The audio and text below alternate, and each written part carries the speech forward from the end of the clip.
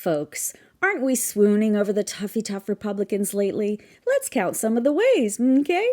Well, did you hear? Maybe it's Maybelline J.D. Grumpy Cat Vance gave European leaders a full-on shellacking in his first major speech in Europe. He was like, you guys are mad at China and Russia, but you need to deal with the enemy from within, which is code for you need to smoke the woke and quit being mean to snozzies. We're guessing many of the European leaders yelled out, hey, JD, your orange grandpa just pardoned 1,500 of your J6 enemies from within, so STFU. But Vance only speaks English and proper MAGA when he has to make a buck, so he wouldn't have understood them. Tough guy Orangina went after the governor of Maine at an event welcoming the nation's governors. Orangina is so super masculine, he brought up trans kids and how the governor of Maine hasn't yet agreed to block them from playing sports. Badass Governor Janet Mills said she was complying with state and federal laws.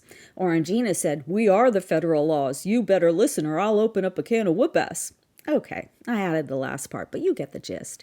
Janet said she'd see him in court, because women freaking rock. And Orangina kind of tried to say, you'll pay for being disloyal, but it came off sounding like, I'm gonna ruin you forever for being a bad girl. What a dinkus he is. What else?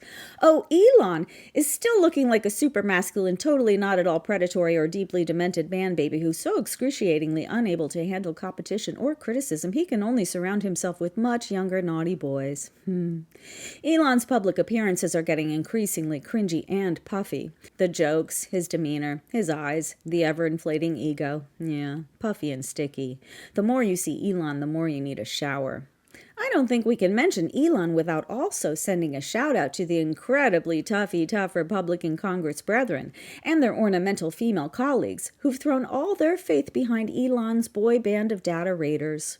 The Republican Party's family values and fiscal responsibility have become so polyamorous and mafia-friendly, haven't they? I especially love the Republican congressmen who say, kids who need school lunches should get jobs, and we used to take care of kids with ADHD by spanking them. Oh, the brawn. And how about Hegseth, huh? The Fox News serial womanizing supremacy-loving DEI hire Secretary of Defense. We're so lucky he likes to post pics of himself exercising alongside the troops. If he's true to form, then he's already working on a soft porn calendar called 12 Months of Hegseth's Hot Military Men, slated to be out by Mother's Day for the MAGA moms. Hegseth is making quick work of firing the high-ranking minorities in the military. In Pete's tough world, melanin and lady parts cancel out qualifications. Plus, Hegseth can't be around people who know they're more qualified than him, especially the kind who might raise the alarm if an alleged behavior such as, say, drinking on the job became a problem. We just learned another DEI hire, Dan Bongino, will be FBI Deputy Director under DEI hire Kash Patel.